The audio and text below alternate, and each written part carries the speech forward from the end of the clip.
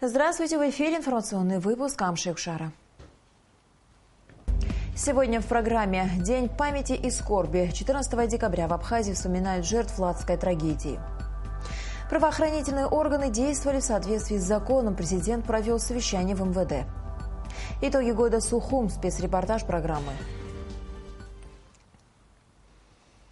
14 декабря 1992 года – самая трагическая страница в новейшей истории Абхазии. В этот день, 23 года назад, российский вертолет Ми-8 вылетел из блокированного грузинскими войсками Ткварчала с беженцами на борту и взял курс на Гудауту. Через 16 минут после взлета вертолет был сбит в Кадорском ущелье над селом Лата, контролируемым тогда грузинскими войсками. Все пассажиры и члены экипажа погибли. Большую часть беженцев составляли женщины и дети. Заживо сгорели 87 человек, в том числе 35 детей и 8 беременных женщин. В этот скорбный день родные и близкие погибших, представители общественности, ветераны войны, студенты и школьники пришли к памятнику, установленному в Ткварчале, на месте, откуда взлетел в тот роковой день вертолет, к месту, где он упал в селе Лата Гулерипшского района, а также к могилам погибших в Гудаутском парке. По инициативе Госкомитета по молодежной политике, молодежной организации «Молодая Абхазия» и Союза студентов АГУ состоялись траурные митинги в Ткварчале, Лате и Гудауте.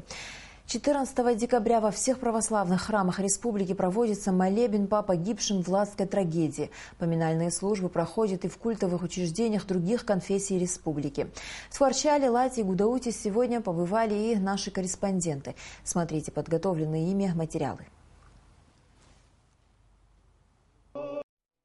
Декабрь 1992 года был одним из самых сложных месяцев в Отечественной войне народа Абхазии.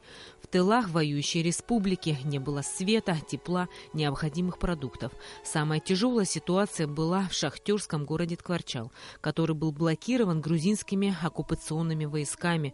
Население гибло от холода, бомбежек и начинающегося голода. Единственным способом связи с внешним миром была авиация. Российские вертолеты осуществляли гуманитарные рейсы.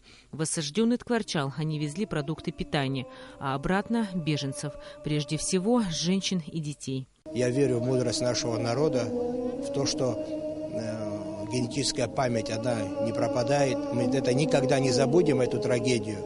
Но для этого надо делать выводы, делать все, объединившись всем народом, и старый, и млад, чтобы никогда не было войны и таких дней, что в нашей истории никогда не было. Ладская трагедия – самая трагическая страница в истории Отечественной войны народа Абхазии. Война сама по себе трагедия, но когда погибают женщины, дети, в том числе не успевшие родиться на свет, это огромное горе для всего народа. Все знали, что тот страшный день совершается гуманитарный рейс, что в вертолете женщины и дети. Тем не менее, все они были уничтожены, потому что являлись представителями абхазского народа. Фактически, это был акт геноцида.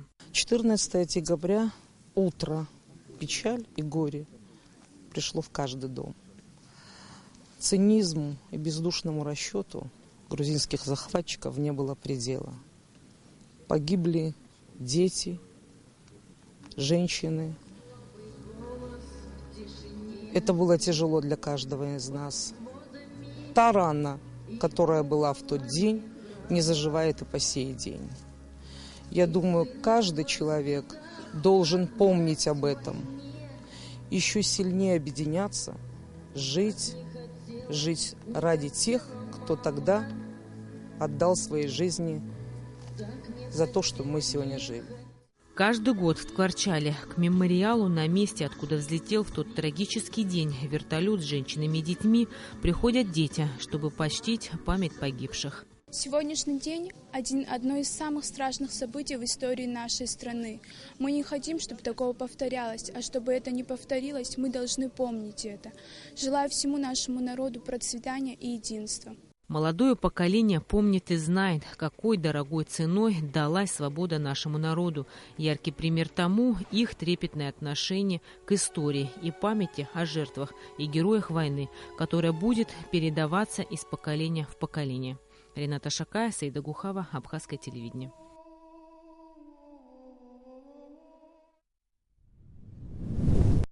14 декабря в Абхазии навсегда останется днем памяти и скорби. 23 года назад в этот день над высокогорным селом Лата было совершено зверское по своей сути преступление.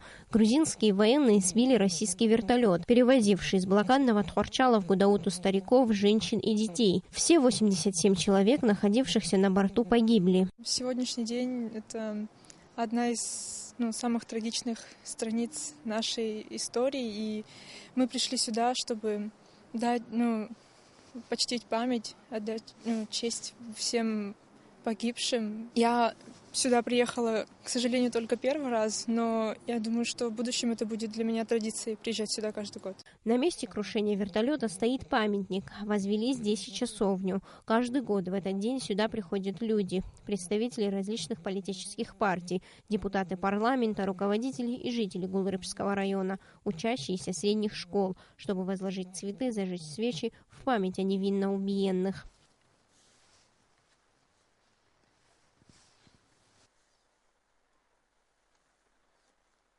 Каждый, кто был в этом вертолете, стремился спастись от холода и голода в ту суровую военную зиму.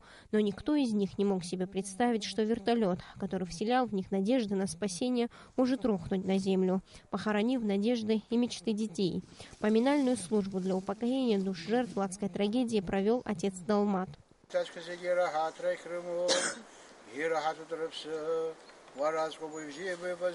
Сколько бы ни прошло лет, память о тех, кто погиб в сбитом врагом вертолете, останется в сердце каждого абхаза.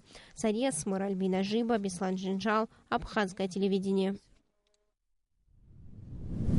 Во время Отечественной войны народа Абхазии в Гудауту направлялись беженцы из восточных районов Абхазии. 14 декабря 1992-го российский вертолет совершал гуманитарный рейс из блокадного Тхорчала в Гудауту. Но долететь до пункта назначения этот борт так и не смог.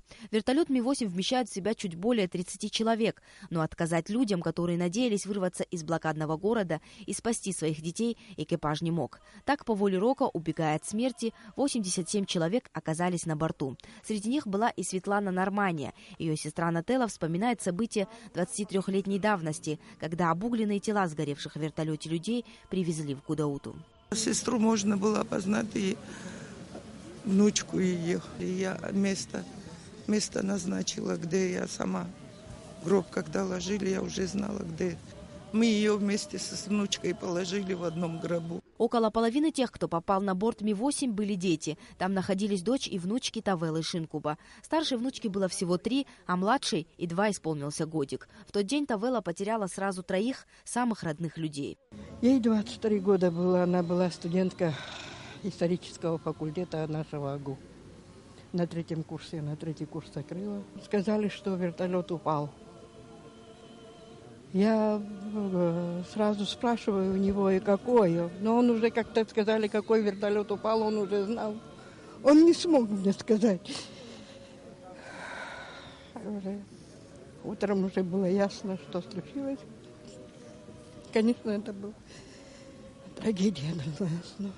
На митинге врач Майя Канджари рассказала о том, как в Гудауте они встречали вертолет с останками погибших над Латой. Опознать в сожженных телах кого-либо было сложно. Несмотря на стойкость, присущей их профессии, сдержать эмоции не было сил, говорит она. Все они были, конечно, изуродованы, потому что они были сожжены. И когда только открыли двери вертолета, это был, конечно, и воздух был какой-то страшный, как будто это было где-то в пожаре. Однажды же была мама, которая обняла своего ребенка, и так она сгорела. И мы так ее вместе с ребеночком, так мы ее и завернули. Каждый год 14 декабря у братской могилы в Гудауте, где захоронены останки сгоревших в вертолете, собираются люди. Из разных районов Абхазии приезжают сюда, чтобы возложить цветы и вспомнить тех, кто погиб в результате этого варварского преступления. Вместе со всеми поклониться памяти жертв ладской трагедии пришли президент Рауль Хаджимба и спикер парламента Валерий Бганба.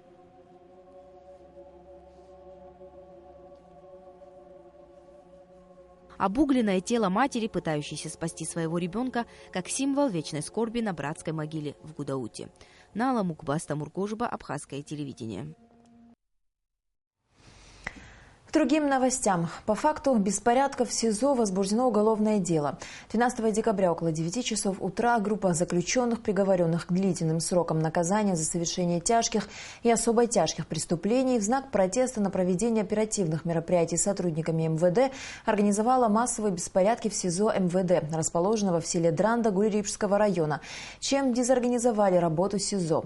В ходе оперативных мероприятий были изъяты запрещенные предметы быта, использование которых в соответствии с действующим законодательством запрещено в местах лишения свободы. Массовые беспорядки сопровождались погромами, а также уничтожением имущества СИЗО. В результате чего следственному изолятору причинен материальный ущерб. По данному факту прокуратурой Гуль-Рипского района возбуждено уголовное дело по признакам преступлений, предусмотренных частями 1 и 2 статьи 206 Уголовного кодекса Республики Абхазия. Организация массовых беспорядков и участие в массовых беспорядках. Санкция данной статьи предусматривает лишение свободы на срок от 5 до 10 лет. Принятыми силовыми ведомствами совместными мерами в СИЗО Дранда установлен соответствующий действующему законодательству режим. В настоящее время проводятся следственные и иные процессуальные действия, направленные на установление всех обстоятельств преступления. Прокуратурой Гуль-Рипского района продолжается расследование и 2 уголовных дел, возбужденных по факту побега из следственного изолятора МВД заключенного Бачуки Латария, имевшего место 10 декабря, а также в отношении должностных лиц СИЗО МВД Республики. Ситуация в Дранском следственном изоляторе стала главной темой совещания, которое прошло в МВД Абхазии под руководством президента Рауля Хаджимба. Сотрудники правоохранительных органов действовали в соответствии с законом, подчеркнул президент. Ситуация в тюрьме будет меняться. В частности, руководством принято решение построить новую тюрьму. Елена Лолуа продолжит тему. Побег из Дранского СИЗО преступника Латария и все события, которые за этим последовали, стали лейтмотивом встречи президента с личным составом МВД. О том, как это было, какие действия предприняла милиция по поимке беглеца, а также о текущей обстановке в тюрьме главе государства доложил министр внутренних дел Леонид Дзапшба. Массовые беспорядки в тюрьме пресечены, установлен режим пребывания заключенных в местах лишения свободы, сказал глава МВД. Все запрещенные предметы были изъяты. Не хочу перечислять, это уже вам всем известно.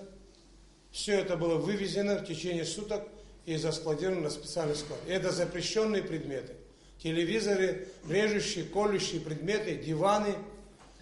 Весь гостиничный комплекс, 8 номеров, что там было, все это тоже приведено в соответствие.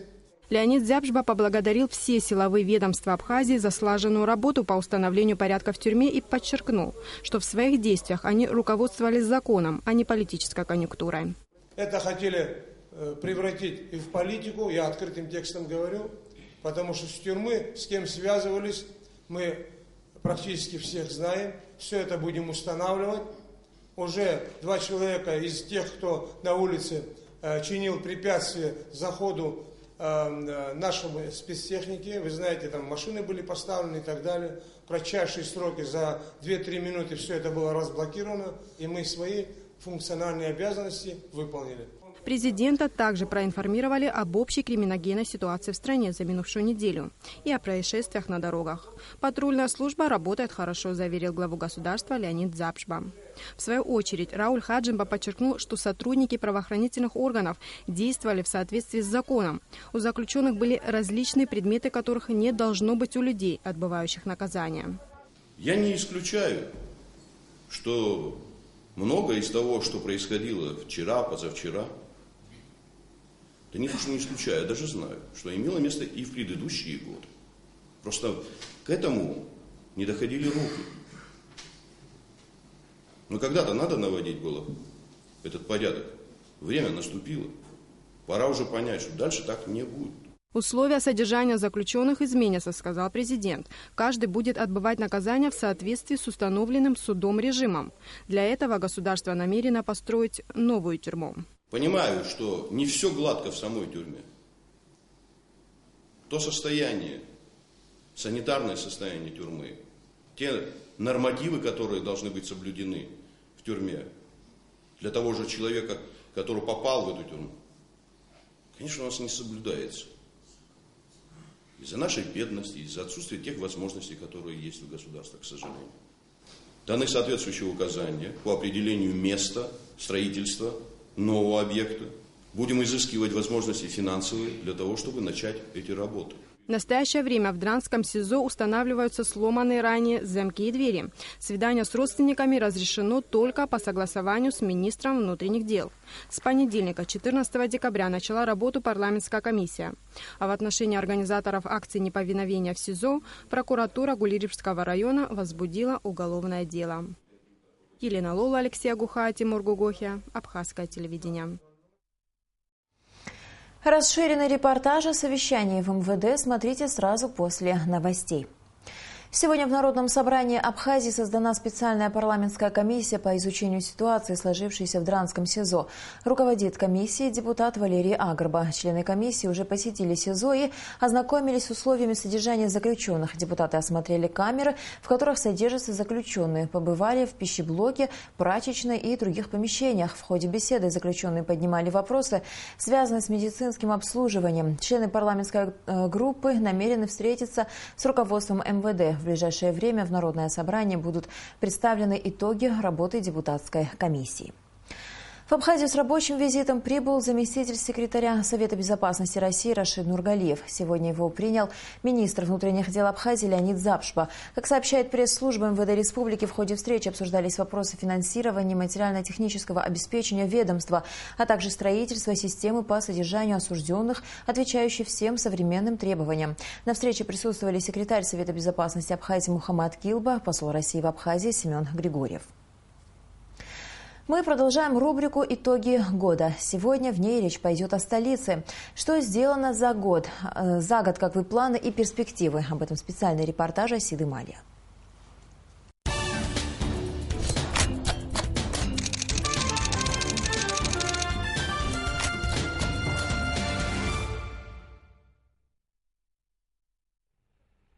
Сухум, мы настолько сильно любим нашу столицу, что красота ее и недостатки порой становятся привычными. Но вместе с тем настороженно, даже болезненно воспринимаем изменения в нем. В начале 2015 года в столичной администрации обещали значимые положительные изменения. Так что же изменилось за эти 12 месяцев? С этим вопросом мы обратились, естественно, к главе города. Я думаю, что мы достойно продолжаем те традиции, которые были заложены моими предшественниками. Мы не уменьшаем темпы, которые они заложили. Думаю, это надо подчеркнуть, что каждый глава администрации делал свой вклад в развитие этого города, и нельзя преуменьшать значение всего коллектива. Множество организаций и управлений следят за порядком в городском хозяйстве. В общем, это те структуры, которые задействованы в развитии и благоустройстве города. В самой администрации 75 сотрудников. Главным достижением и за 2015 год Атгур Харази считает увеличение зарплаты сотрудникам госучреждений в городе. Мы сумели увеличить на 100% заработную плату всем бюджетникам. И, конечно же, большая проблема, основная проблема для города – это водопроводы, это дороги, это канализации. Все они устарели, все они вышли уже в свои сроки эксплуатации. Поэтому мы постепенно занимаемся тем, что ежедневно строим дороги, меняем канализации, меняем водопроводные трубы. Нам удалось в этом направлении немало сделать. Вы помните, в каком виде был проспект Мира. Новая тротуарная плитка, которую положили на центральной улице, украсила облик столицы. Впрочем, дело не только в красоте, но и в комфорте. Изменения претерпел и центральный рынок. Автолюбителей, да и пешеходов справедливо тревожил вопрос сильно разбитых дорог, прилегающих к рынку. Асфальтированию проезжей части предшествовала работа по замене подземных коммуникаций. По завершении ремонта прилегающих к рынку дорог было решено ввести платную парковку. Автостоянка станет платной с 1 января 2016 года. Напомним, что по решению городского собрания оплата за одно парковочное место составит 30 рублей. В течение нескольких месяцев были проведены существенные реформы. Администрация города продолжает осуществлять активные работы по обустройству рынка. Здесь проблем несколько. Во-первых, резко увеличивалось количество краж. Человек приезжает на рынок, он закупает продукты, подходит к машине, или окно сломано, или что-то вытащили, или саму машину угнали. Там, где официальные парковки, машины остаются целые, они берут на себя такую ответственность. Значит, все машины, это не маленькая проблема для тех условий, которые мы имеем в Абхазии. Вторая проблема – это чистота. Они отвечают за чистоту вокруг рынка. И третья проблема – вы часто, наверное, видите, когда невозможно иногда подъехать к рынку, потому что в 2-3 ряда становятся машины, и невозможно проехать, и друг другу сигналят, люди нервничают. И вот эти стоянки призваны вместе с милицией регулировать и эти вопросы. Насущная проблема – перебой в подаче воды. Решается поэтапно. В течение 2015 года заменено более 2 километров водопроводных труб. Очищаются коллекторы. Устранена поломка и во второй насосной станции. Из устаревшей трубы утекало почти 60% питьевой воды. Заменены на новые 520 метров пришедших в негодность труб. В этом году смогли заменить более 2 километров водопроводных труб. Меняем, чистим коллекторы. Начиная от проспекта Яйра до моря, почти все коллекторы вычищены. Там, где нужны были капитальные работы, мы провели капитальные работы. Если вы помните, если раньше на проспекте Яйра и Лакоба постоянно после каждого дождя стояла вода, сейчас этого нету. Вместе с тем большинство городских улиц по-прежнему остаются неосвещенными. Дороги требуют капитального ремонта. Среди первостепенных задач – замена или капитальный ремонт линий электропередач. И это далеко не весь перечень проблем. В большей степени горожан волнуют жилищные условия. Коммунальные службы не всегда справляются с существующим объемом работ. Более того, сфера обязанностей распределяется так, что, к примеру, уборкой мусорного урна занимается одна организация, а за чистотой вокруг него должны следить сотрудники другой организации. Глава администрации рассказал, что с 2016 года и в этой сфере будут изменения. Много всегда возникало споров в городе о том, чья это территория, кто должен косить ту или иную территорию, убирать мусор. Ту же урну убирает спецавтохозяйство, но вокруг урны убирает другая организация. Поэтому мы взяли, объединили все это в одну организацию. И сейчас спецавтохозяйство с 1 января, там назначен новый человек, и с 1 января оно будет отвечать и за уборку, и за подметание, и за вывоз мусора. За все будет отвечать одна организация. То есть этих споров не будет.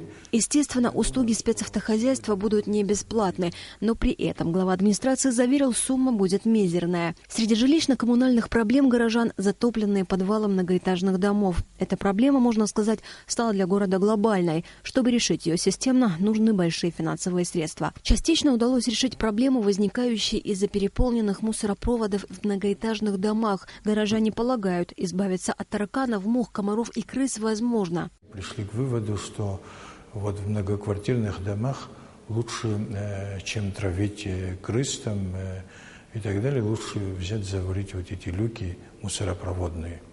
И мы в основном, почти в большинстве, 90% многоквартирных домов люки заварили, потому что туда бросают люди все, что попало. Туда бросают и телевизоры, и холодильники, они там застревают. Так, в 80% высокоэтажных домов по просьбам жильцов закрыты мусоропроводы. Взамен у домов установлены большие мусорные контейнеры. Нашла свое решение и проблема на участке дороги, которая более 20 лет периодически затапливается небольшой речушкой, гнилушкой и ливневыми стоками. В решении проблемы помогли частные предприниматели, сотрудники коммунального дорожно-строительного управления, водоканала вместе провели необходимые восстановительные работы. В настоящее время в столице идут активные работы по подготовке к новогодним праздникам. Главные елки на площади Свободы и в новом микрорайоне столицы будут радовать горожан. Новогодние концерты, представления, одним словом, администрация города намерена создать условия праздничного настроения для жителей и гостей столицы.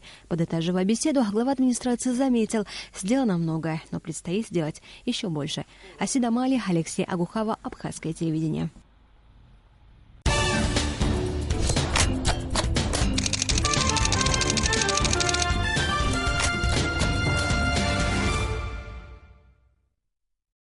В Москве в Государственном центральном музее современной истории России открылась выставка абхазских художников. Посетителям представлены картины из фонда Абхазской национальной картинной галереи известных абхазских художников Аджинджел, Брендель, Семенцова, Ампар, Бубнова и других. Экспозиция состоит из 48 работ, пейзажи, натюрморты, портреты. На торжественной церемонии открытия выставки выступила министр культуры и охраны историко-культурного наследия Эльвира Арсалия. В представленных работах наслоено много пластов, которые говорят о истории, культуре и современной жизни Абхазии. И нам кажется, что выставка не оставит посетителей равнодушными, отметила она. В день открытия выставку посетили российские искусствоведы, художники, любители живописи, представители абхазской диаспоры в Москве. Данное мероприятие является ярким завершением культурного сезона Абхазии «Россия-2015». Выставка будет открыта до 19 декабря. Здесь музей современной истории России, которая очень активная. Сейчас жизнь бурная в этом музее протекает. И, конечно, очень приятно, что и Абхазия тоже влилась в этот бурный, но, тем не менее, стройный ритм выставочной деятельности в этом музее. Специальный репортаж об открытии выставки абхазских художников в Москве смотрите завтра после выпуска новостей. А сейчас о погоде.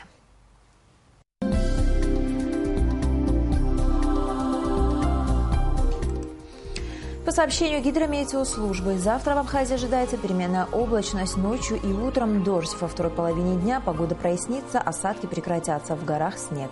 Температура воздуха ночью 3-5, днем 9-11 градусов.